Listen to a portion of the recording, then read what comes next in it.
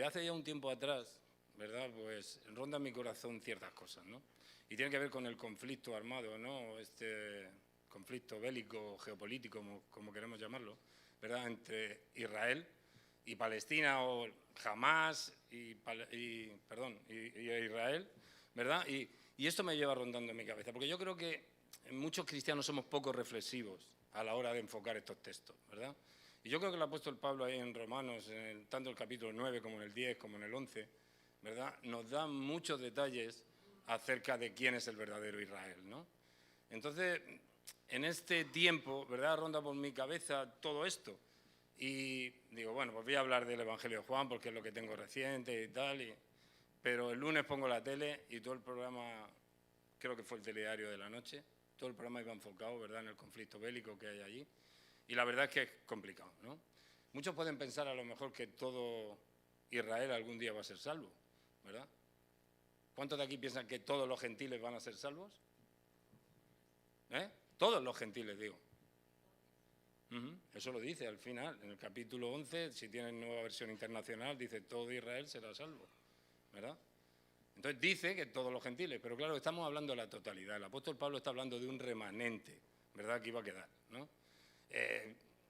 No tenemos que orar por los judíos mesiánicos, porque ellos ya creen en el Mesías, que un día vino y que Él volverá, y ellos ya son salvos en ese sentido, igual que yo no voy a orar por la salvación de nuestra, ¿verdad? A lo mejor de algunos todavía no han tenido un nuevo nacimiento, un encuentro personal, no han rendido su vida, ¿verdad?, a los pies de Jesús, y quizás sí podamos orar por su salvación.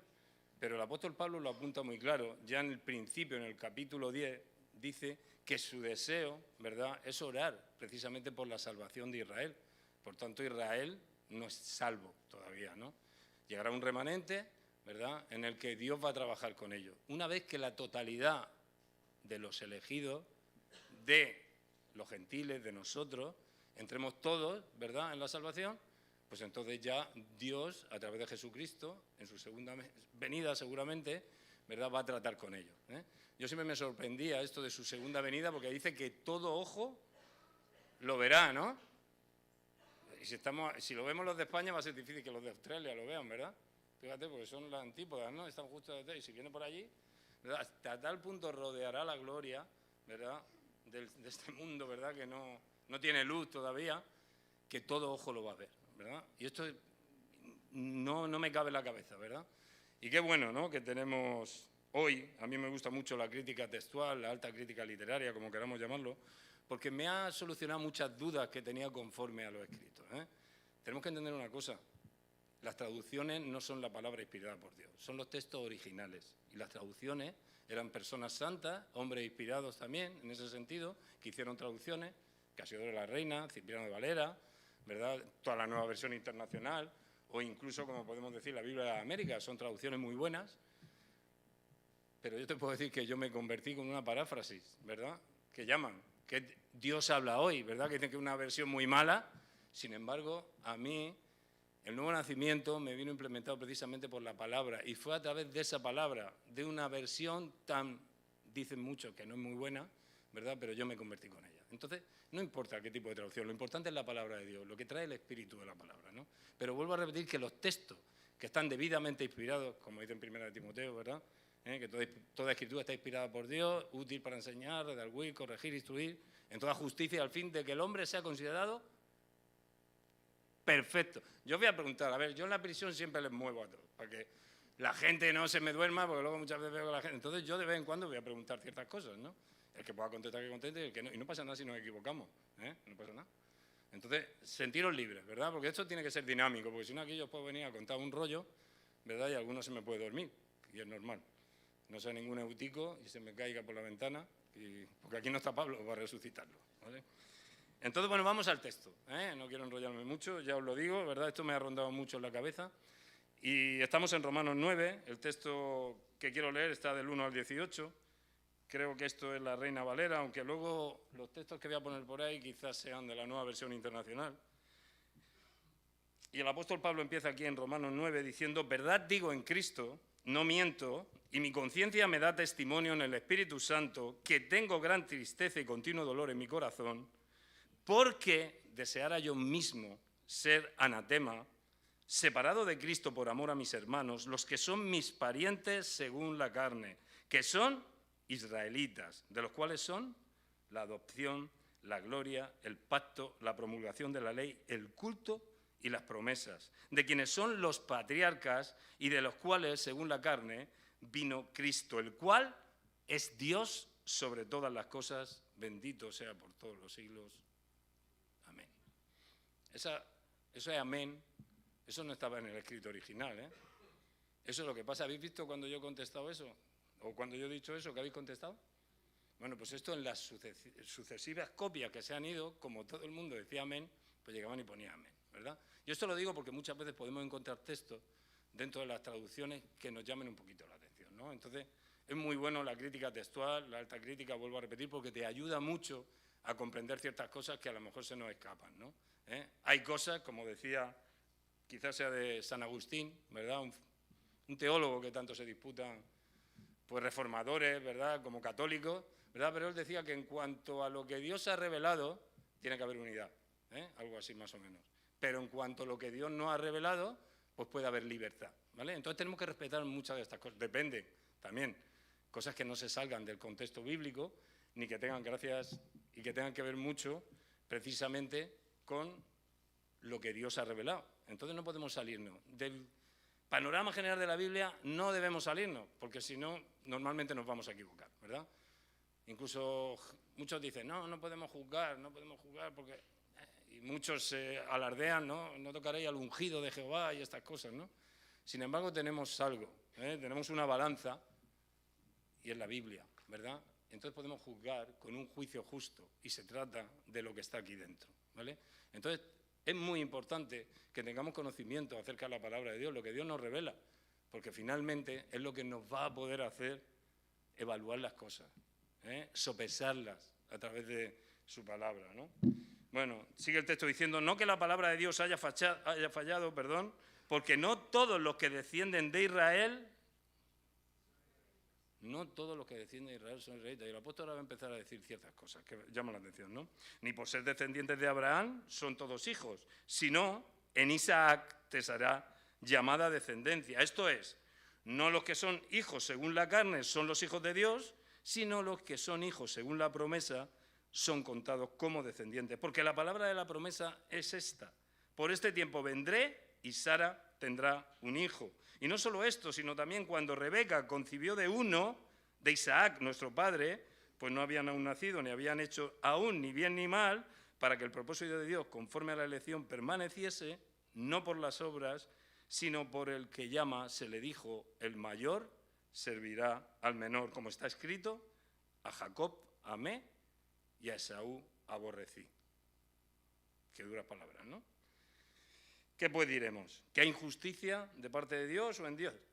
En Dios, en ninguna manera, pues a Moisés dice, tendré misericordia del que yo tenga misericordia y me compadeceré del que yo me compadezca. Así que no depende del que quiere ni del que corre, sino de Dios que tiene misericordia. Porque la Escritura dice a Faraón, para esto mismo te he levantado, para mostrar en ti mi poder y para que mi nombre sea anunciado por toda la tierra, de manera de que quien quiere tiene misericordia y al que quiere endurecer, endurece. Hay que tener mucho cuidado también con esta parte, ¿verdad? Porque ahí aparecen los hipercalvinistas, ¿verdad? Y nos dicen que hay una doble elección, elegidos para salvación, elegidos para perdición, ¿verdad? Pero había que sopesar también esto, Yo muchas veces cuando esto de la elección y la predestinación escuché un ejemplo muy claro y era como una nave, ¿verdad? En el cual el piloto, el comandante o el que lleva la nave es Cristo, ¿verdad? Con un sitio donde va predestinada, ¿no? La Iglesia, ¿verdad? Somos los tripulantes y para entrar evidentemente hay un boleto, que esa es la fe, Entonces a lo mejor te has colado como un polizón, Quizás llegue luego el acomodador, el que revisa los billetes y te diga, ¿dónde está tu billete? Esa fe no era tan genuina, ¿verdad? Quizás has aprendido mucho, todos estos privilegios que se te han otorgado. Sin embargo, no has sido capaz, ¿verdad?, de entregar tu vida, de tener un encuentro personal, de rendirte a los pies de tu Salvador, ¿verdad? Por eso la nave lleva una dirección, Entonces ahí podemos ser todos los que hemos entrado a través de la fe, y esa es la dirección que debemos tomar, Nosotros no podemos hacer nada, no tripulamos el barco, estamos dirigidos precisamente a donde Él nos llama, Y dentro de ese viaje, pues dentro de esa nave, pues cada uno servirá conforme al propósito por el que Dios te ha elegido. A lo mejor algunos piensan que vinieron aquí a la iglesia para hacerle un favor a Dios, ¿verdad? Pues sí, un día oraron por mí y yo levanté mi mano y luego vienen esas, ¿cómo decirlo?, esas dudas, ¿no?, acerca de, bueno, yo es que estaba en un momento tan mal de mi vida que yo salía a que oraran por mí. No te equivoques, no te equivoques. Dice el apóstol Pablo que estamos muertos en delitos y pecados. Y está hablando de, ¿hay algún médico aquí? Ah, vale. Necrosis, ¿Qué es la necrosis? Doctor. Muerte, O sea, ni tan siquiera podías levantar la mano, ¿verdad? Muchos dicen, no, pues no sé qué pasó, que de repente sentí algo y Dios me llamó y me levanté, no sé cómo, ¿verdad? No fuiste tú el que le elegiste a Él, no fuiste tú el que amaste a Dios. Ya lo dice el apóstol Juan, Él. Muy bien, muy bien. ¿Estáis? Venga, pues vamos al texto. Bueno, lo que quiero decir un poco es que es muy raro, ¿no? Esto dicen incluso los estudiosos de esta epístola de Romanos, ¿verdad? Dicen que es muy raro, ¿verdad?, este salto que hay del capítulo 8 al capítulo 9, y tenemos que pensar que antiguamente, ¿verdad?, el arte o escribir era todo un arte, No se escribía, sino que se dibujaban las letras, ¿verdad? Entonces una carta de este tipo, como Romanos, podía tardar hasta una semana en poder escribirla o dibujarla, por decirlo de alguna manera, ¿no? Ahora los caracteres han evolucionado tanto que incluso escribiendo, ¿verdad?, podríamos ir rápido por la evolución de los caracteres, de las letras, como queramos llamarlo. Hace poco, ayer o antes de ayer también, estaba escuchando que ya habían dicho que como que la escritura iba a quedar un poco en retroceso, que ya estaban las tablets, las pizarras estas digitales y tal. Y ayer estaba escuchando precisamente que en el estado de Los Ángeles han vuelto otra vez las escrituras. Yo es que ya soy mayor y algunos de nosotros a lo mejor se puede acordar. ¿Os acordáis de los cuadernos rubios de escritura, de caligrafía? No, en otros países, no sé, habrá otro tipo de libretas, ¿no? Y allí nos enseñaban, ¿verdad? Y sin levantar el lápiz eras capaz de escribir toda una palabra, ¿no? Luego ya entre palabra y palabra tenías que levantar el lápiz, ¿verdad? Pero teníamos ahí la caligrafía y ¡pum!, íbamos, en letra cursiva que estudiamos, y dice que eso es muy bueno, ¿verdad?, para retener. Me pedían, ¿no?, y bueno, el bosquejo. Digo, si es que no tengo ningún bosquejo, si es que no me da tiempo. Yo cojo y me pongo a escribir, pum, pum, pum, pum, pum, y no me traigo la hoja, pero a lo mejor te puedo enseñar 10 o 12 hojas que tengo escritas en boli. Muchas veces acabo los bolis, incluso. Pero no, ahora mismo vengo sin lápiz, tengo el texto aquí y es sencillamente lo que quiero transmitir, porque intento, ¿verdad? Yo no vengo a predicar, vengo a compartir lo que Dios ha puesto en mi vida, ¿verdad? Porque creo que ninguno, o la mayoría de nosotros seguramente, necesitamos que nos prediquen. Yo no puedo evangelizar a los que ya han sido creyentes, a los que ya han creído. Entonces vengo precisamente a compartir lo que Dios ha puesto en mi corazón, pero para eso, evidentemente, uno tiene que estar a diario pues enfrente a la palabra de Dios. Yo ya se lo digo muchas veces a los internos, allí en la prisión, ¿verdad?, que solamente a través de tu intimidad con Dios puedes saber cuál es tu identidad en Cristo para poder caminar en integridad, ¿verdad? Y son 3 sís que le pongo, ¿verdad?, para que ellos puedan comprender, ¿verdad? Es en tu intimidad cuando conoces tu identidad para caminar en integridad, ¿verdad? Solamente en la presencia de Dios puedes saber quién eres. Y es cuando Cristo empieza a vivir en ti y dice, amigo, que yo tenía un propósito, había un propósito para mi vida, ¿verdad? Y muchas veces es difícil de entender esto, ¿verdad? Porque no estamos en ese momento, ¿verdad? El Espíritu no nos habla tan profundamente porque quizás lo tenemos apocado. El Espíritu no se va a ir de ti, porque hayas cometido alguna fechoría, porque hayas tenido errores, ¿verdad? El Espíritu está en ti. Si un día se sembró, ¿verdad?, el que viene a mí, dice Jesús, que no lo echo fuera. Y nosotros un día, estoy seguro que vinimos, un día, a los pies de Cristo. Vamos al texto, si no me voy a enrollar aquí y no voy a decir nada. Bueno, es lo que decía, que al comenzar este capítulo hay un cambio brusco, de repente, de estar hablando de todo. A ver, todo el libro de Romanos habla de lo que es la salvación, la justificación por medio de la fe, y no va a pasar de ese tema. Lo que pasa es que de repente de estar hablando de una cosa salta y de repente pasa a los de su pueblo, ¿verdad? Preguntas del tipo que si Dios es por nosotros, ¿quién contra nosotros? ¿Quién acusará a los escogidos de Dios? ¿Quién es el que condenará? ¿Quién nos separará del amor de Cristo? Tribulación, angustia, o persecución, o hambre, o desnudez, o peligro, o espada, ¿verdad? Para finalmente acabar con una argumentación totalmente radical acerca, ¿verdad?, del inseparable amor que Dios da hacia aquellos que le aman, y expresándolo precisamente en esta forma. Así es, en todas estas cosas somos más por medio de aquel que nos amó, por lo cual estoy seguro que ni la muerte, ni la vida, ni ángeles, ni principados, ni potestades, ni lo presente, ni lo porvenir, ni lo alto, ni lo profundo, y yo lo digo a los internos, ni aunque te quiten el permiso, ni aunque te quiten el tercer grado penitenciario, ¿verdad? Una vez que estás aquí, Dios no te va a abandonar, no te podrás separar del amor de Cristo. Y después de esta frase, el apóstol empieza con una argumentación que yo decía, pero ¿cómo puede ser esto, no? Porque el apóstol dice, digo la verdad. En Romanos estamos 9, 1, verso 1, digo la verdad, ¿verdad? Y cuando uno dice la verdad, ¿qué va a pasar después? A no ser que seas un mentiroso compulsivo, ¿qué vas a decir? La verdad, ¿no? ¿Verdad? Es como te ponen ahí en los juzgados. Te ponen la Biblia, Estados Unidos, ¿no? Ponen la Biblia, Y yo digo la verdad, toda la verdad y nada más que la verdad, ¿no? Incluso antes los ministros, ¿no?, cuando juraban delante de una Biblia católica, ¿verdad?, y hablaban algo. Lo que pasa es que ahora todos los socialistas y los comunistas han quitado lo de Dios y lo dicen de otra manera. No sé cómo es el protocolo que dicen, ¿verdad? Pero el apóstol Pablo dice, digo la verdad.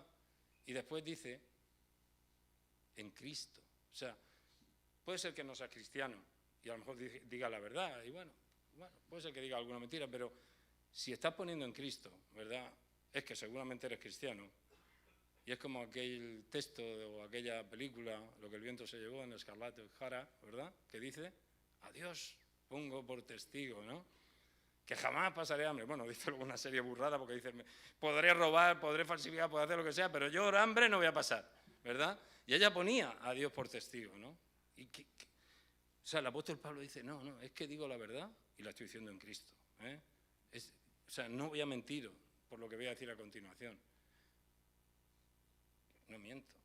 Te está repitiendo Pablo, ¿no? Porque el que dice la verdad no miente, ¿no? Y si no miente, es porque dice la verdad, ¿no? Entonces empiezan con esta reiteración acerca, y está que exagerado, ¿no? Pero bueno, habrá acabado ya, ¿no? Pues todavía no. Porque dice, mi conciencia me lo confirma. Y bueno, si tienes que autorizar la conciencia y eres un mentiroso compulsivo, ¿verdad?, pues quizás esto no te afecte, ¿no? Y puedes decir mentiras y te quedes tan tranquilo, ¿verdad? Pero el apóstol Pablo sabía lo que hablaba, ¿no? Y su conciencia, estaba tranquilo en su conciencia acerca de lo que va a decir a continuación, ¿verdad? Incluso dice, bueno, pues, ¿habrá acabado, no? Pues tampoco, porque dice en el Espíritu Santo, ¿verdad? Ya no solo es que su conciencia no le acusa, ¿verdad?, sino que incluso él puede afirmar que el Espíritu Santo está con él para apoyarlo precisamente en estas verdades que va a decir, ¿no? Y muchas veces la conciencia, ¿verdad?, decimos algo y nos quedamos hechos polvo, es que le he dicho algo, quizás ha sido muy fuerte, lo que le he dicho, quizás le ha sentado mal, ¿verdad?, y nos sentimos mal, o quizás he hecho algo que no debía y la conciencia nos acusa, vuelvo a repetir, a no ser que tenga la conciencia cauterizada, pero la conciencia nos acusa y nos dice, tienes que ir a tu hermano y pedirle perdón, cuidado con lo que has hecho, ¿verdad? Y esto tiene que ser así. Si no hay algo así, es que quizás no sea el Espíritu Santo, quizás sea otra clase de espíritu, ¿no? Y el caso es que el apóstol Pablo empieza a decir estas cosas, ¿verdad? Y lo dice en torno a ¿qué? Dice, me invade una gran tristeza y me embarga un continuo dolor. El apóstol Pablo estaba sufriendo y está apoyándose en esas 5 reiteraciones, acerca de lo que iba a decir, que era cierto, que él no mentía. ¿Y por qué decía esto? Porque 4 versos más atrás, seguramente, ¿verdad?, el apóstol Pablo ya había dicho que era imposible separarse del amor de Dios. Y llega y nos dice que desearía yo mismo ser anatema, precisamente, ¿verdad? Una palabra que solo usamos en el español de la Biblia, ¿verdad?, pero significa eso, ser maldecido, Algunos de los que aquí, como dice ahí, separados de Cristo, sería Carlos, Miriam, vosotros seríais separados por amor a los de Villanueva, desearíais entregar vuestra vida a Satanás por eso, ¿a que no? El de Paul, ¿tú por los de Torrejón harías algo así? Tampoco, ¿verdad? Todavía creo que ninguno estamos preparados, A lo mejor algunos de los jóvenes no han visto esa película de Lo que el viento se llevó. Yo la verdad que era muy pequeño cuando la veía ahí en la televisión, pero seguro que a lo mejor ya habéis visto La Sociedad de la Nieve, ¿no? ¿Habéis visto ya algunos La Sociedad de la Nieve? Muy buena, podéis verla. Y luego, al final, el que está relatando precisamente, que es el que muere, tiene un papel y lo abren y ¿qué dice?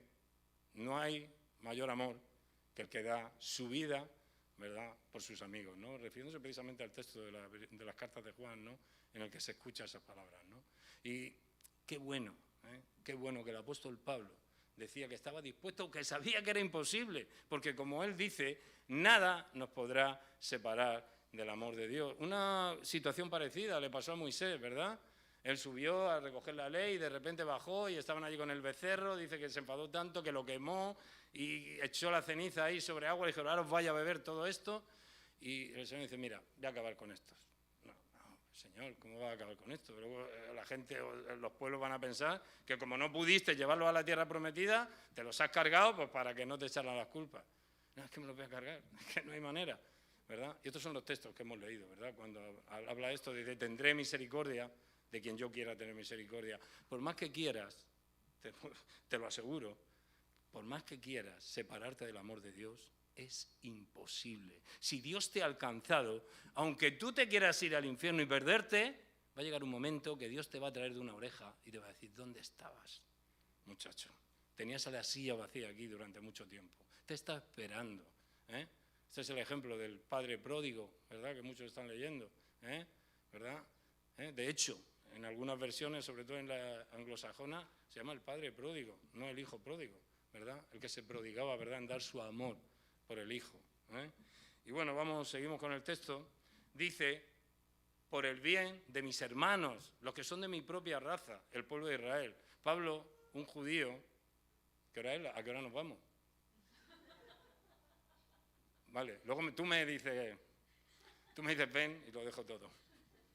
Vale, entonces digo que el apóstol Pablo, israelita, de pura raza, de la tribu de Benjamín, a lo mejor dice, ¿Benjamín por qué? Bueno, porque Saúl, el primer rey, era de Benjamín, ¿vale? De la tribu de Benjamín.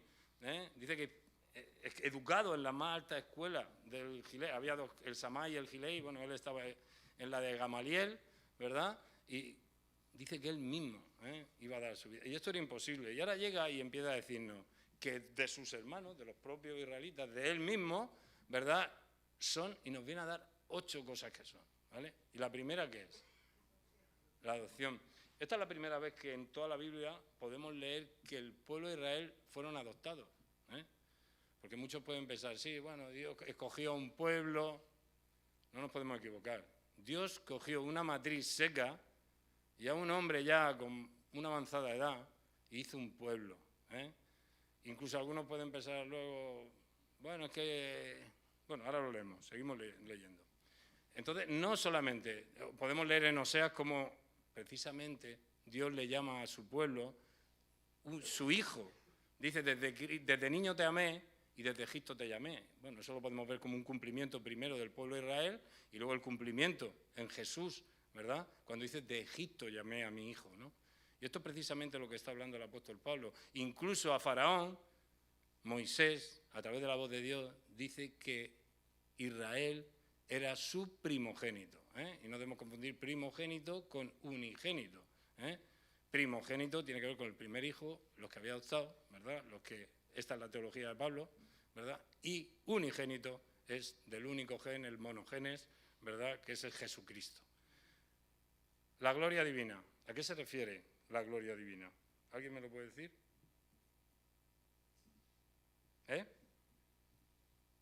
¿Nadie? ¿Se atreve? Esto es lo que se conocía como la Shekinah, la presencia de Dios.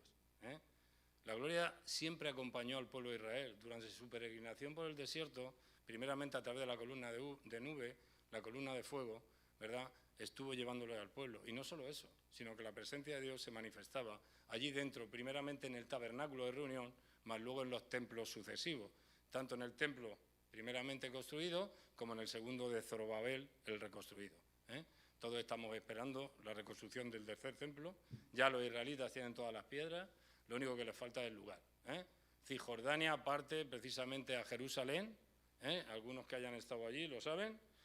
Y el Domo de la Roca, que es precisamente lo que los árabes piensan que allí Mahoma subió a los séptimos cielos, ¿verdad? Y donde parece ser que Abraham, ¿no?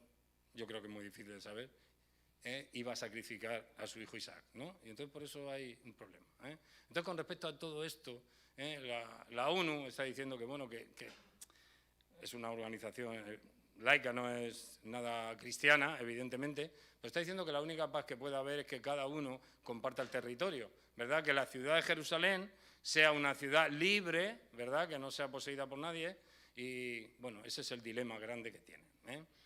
No son los israelitas con los palestinos los que siempre van a estar en guerra, que hemos leído en la Biblia, esos eran los amalecitas, precisamente, y eran los descendientes de Esaú, de Edom. De ahí vienen los amalecitas, que fueron los que sitiaron Israel cuando estaba por un lado Ur y por otro lado, ¿verdad? Aarón levantando las manos de Moisés porque él se cansaba y el pueblo desfallecía y eran abordados precisamente. Pensaba que era esto y es una luz que hay por ahí. Bueno, seguimos. La gloria divina. ¿Qué más tenemos? Hasta 8 nos va a decir. ¿Los qué? Los pactos. ¿Cuántos pactos hubo? Venga, decidme pactos. Hay muchos. Con Noé, por ejemplo, ¿verdad? En cuanto le dio un pacto con respecto a su familia también. Pero el primero, ¿cuál es? Bien, también podría ser, pero bueno, yo creo que con respecto a Israel podríamos situarnos más en Abraham, ¿no? ¿Verdad? El primer pacto, hay una señal, ¿verdad?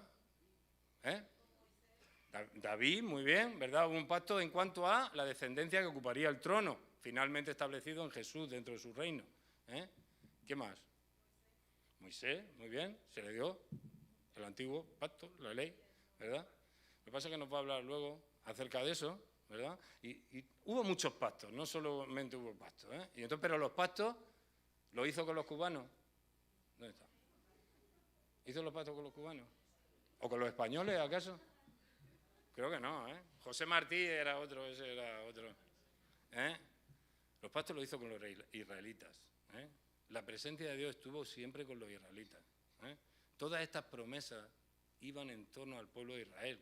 Sigue el apóstol Pablo, estamos por el tercero, la promulgación de la ley, ¿verdad? No solo la ley, sino que los hizo voceros, ¿verdad? Que fueran el que expresara la voz de Dios acerca de lo que deberían hacer. Y esto es lo que le dio también a los israelitas.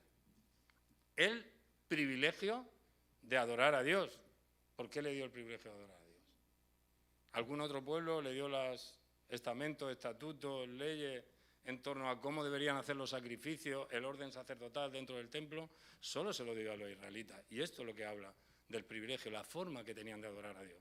Hoy todo ha cambiado. La ley, en ese sentido, en cuanto a sacrificios, en cuanto a holocausto, todo esto ya no tiene sentido, ¿verdad? Porque Cristo murió una sola vez y para siempre, y con eso fue suficiente. No hay nada que añadir más a lo que Cristo hizo, ¿verdad? Esto es lo que le hablaba precisamente Pablo a los Gálatas. De la gracia caísteis. ¿Y por qué cayeron de la gracia? Porque querían, mediante las obras de la ley, completar la obra de Cristo, ¿verdad? Y esto no puede ser, no hay nada que tú puedas hacer. Entiéndelo, Cristo, como dice la canción, es necesario y aparte es suficiente para nosotros. No hay que hacer más nada. Esta es la salvación que Dios nos ofrece y es a través de Jesús. El sexto que nos dio dice contar con sus promesas. Las promesas fueron todas para el pueblo de Israel. A ver, luego entenderemos, ¿verdad?, que por extensión, tal y como dice el apóstol Pedro también, vosotros que no erais pueblo, vosotros que antes no habíais alcanzado misericordia, habéis alcanzado misericordia. Y sigue hablando precisamente porque dice el apóstol al final diciendo porque al final tenemos que anunciar las virtudes de aquel que nos llamó de las tinieblas a su luz brillante, ¿verdad? Y esto es por medio, ¿verdad?, de esa herencia que hemos adquirido del pueblo de Israel. Nosotros somos hoy en día, ¿verdad?, el verdadero Israel. Y esto se hace a través de la muerte de Cristo. Esto es a través de aceptar a Cristo como tu Señor, como tu Salvador. No hay otra manera. No hay ningún rito. No hay que hacer nada. Es sencillamente confiar en que Dios pagó por tus pecados. En que un día estabas muerto. Tu vida era vana. Tenías una forma imposible de seguir viviendo así, pero un día Dios te rescató de una muerte segura, y te llevó a su presencia. Y hoy podemos entrar ante la presencia de Dios por medio precisamente de la sangre de Jesucristo. Los patriarcas. ¿Quién era el patriarca del pueblo cubano? Ahí la he cogido con los cubanos, como soy mayoría, me puedo meter con vosotros. Luego me voy corriendo, para que no me peguen. No hubo ningún patriarca, no hay ningún patriarca del pueblo español, ni del colombiano, ni nada. Sí tuvieron. ¿Por qué? Porque Dios hizo un pueblo, ¿verdad? Muchos hablan, ¿quiénes fueron los patriarcas? Dice que Dios era el Dios de Abraham, de Isaac, de Jacob, ¿verdad? Pero bueno, también habla precisamente de ¿quién? De Jacob, bueno, primeramente Jacob, luego Israel, ¿verdad? De ahí vinieron Rubén, Simeón, Leví, Judá, Dan, Neftalí, Aser, Isaacar, Gad, Zabulón, José y Benjamín, las 12 tribus, ¿verdad? Eran los padres de Israel. Incluso algunos argumentan que incluso Job le consideran como un patriarca, ¿verdad? Pero ningún pueblo tuvo patriarcas, no tenemos, no hay nadie que fuera el primero, en este caso es considerado patriarca, y esto solo fue establecido para Israel. Y por último, ya lo veo, ya dice que según la carne, dice en la Reina Valera, aquí dice, de la misma naturaleza humana, nació Cristo. Sin embargo, el pueblo israelita lo rechazó. En el Evangelio de Juan, capítulo 1, versos 11 y 12, podemos leerlo muy claramente. Dice que a los... ¿Cómo? ¿Ah? ¿En particular o en plural? No. Vino a lo suyo, que era hacer la voluntad del Padre que le había enviado. Sin embargo, los suyos, los de su naturaleza humana, los de su carne, lo rechazaron. Y esto es lo que Pablo se partía la camisa, ¿verdad? Como Camarón en la boda de los gitanos. Se partía la camisa diciendo, se rompía pero ¿cómo es posible que después de los privilegios que ha tenido esta nación, rechazó al Mesías? Y ya no solo lo rechazó, ¿verdad? Sino que lo crucificó.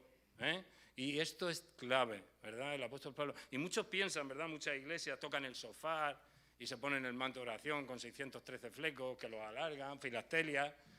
Tío, pero estáis equivocados.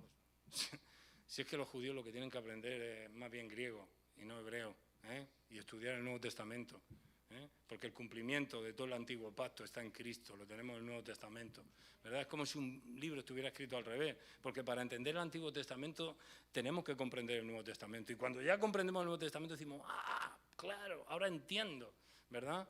Y estos judíos, ¿verdad? Estos autoridades judías, ¿verdad? En realidad, porque allí estaba la corporación del liderazgo. ¿Dónde va Vicente? ¿Dónde va la gente? Claro, los líderes decían esto y venga, y todos detrás. Crucifica a ese, y suelta a Barrabás. Y ellos profetizaban acerca, dice, pues que su sangre caiga sobre nuestra cabeza y la de nuestros hijos, ¿verdad? No entendían ni tan siquiera que estaban diciendo que la sangre de Cristo sería precisamente quien los iba a liberar de todas estas cosas. Y esto es clave, ¿verdad? Y podríamos seguir mucho hablando acerca de todo esto, pero yo creo que muchas veces debemos entender esta parte.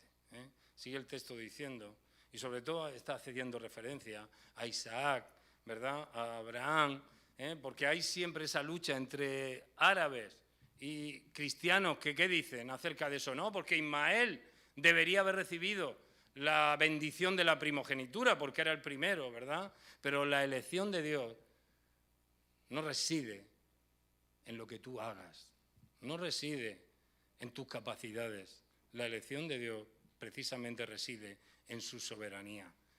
Si Él te ha elegido, nunca más te podrás apartar del amor de Dios. El apóstol Pablo se enfoca en todo esto y empieza todo el capítulo 9, 10 y 11, que os recomiendo que lo leáis, ¿verdad? Hablar acerca de Israel, acerca de todo esto, ¿verdad? Ya me dan el toque por ahí detrás, me están diciendo que ya está bien, ¿verdad? Pero yo quiero decirte esto, ¿verdad? Los privilegios, o sea, que tú seas el campeón de la alabanza o el campeón del sonido o el campeón del que pone los desayunos o pone la silla o recibe a la gente, ¿verdad? Esos privilegios lo único que te otorgan son más responsabilidades, ¿verdad? Nosotros hoy tenemos la Biblia, el pueblo israelita no la tenía todavía, se estaba escribiendo en aquellos tiempos, ¿verdad?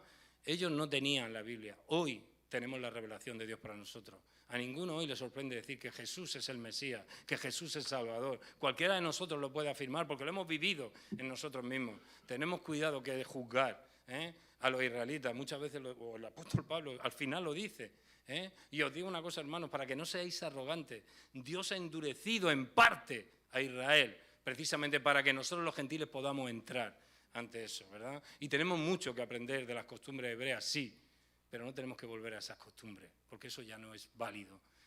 Esa era la primera forma, la primera manera. Hoy tenemos otro método, ¿verdad? Y el método es rendirte a los pies de Cristo. Solamente cuando tú seas capaz de entregar tu vida a Él, podrás acercarte a ese lugar de gracia, a ese trono de gracia que es por medio de la sangre de Jesús. Y Señor, te damos muchas gracias, Dios mío, porque como dice la Escritura, tu palabra es viva y eficaz, Dios mío, tan útil, Dios mío, que nos sirve para enseñar, para redarguir, para corregir, para instruir, sobre todo en toda justicia. Señor, ayúdanos, Dios mío, Señor, a ser conscientes de que todos estos privilegios que hoy recibimos, Dios mío, no son más que una forma que tú tienes de acercarnos a Dios. Nos dan muchas más responsabilidades. Señor, sabemos, Dios mío, que tú ponías el ejemplo claro de que aquel obrero, aquel siervo que no conocía tu voluntad, fue castigado poco. Pero nosotros, que ya conocemos la voluntad, tenemos que tener cuidado, porque podríamos ser mucho más castigados, Dios mío.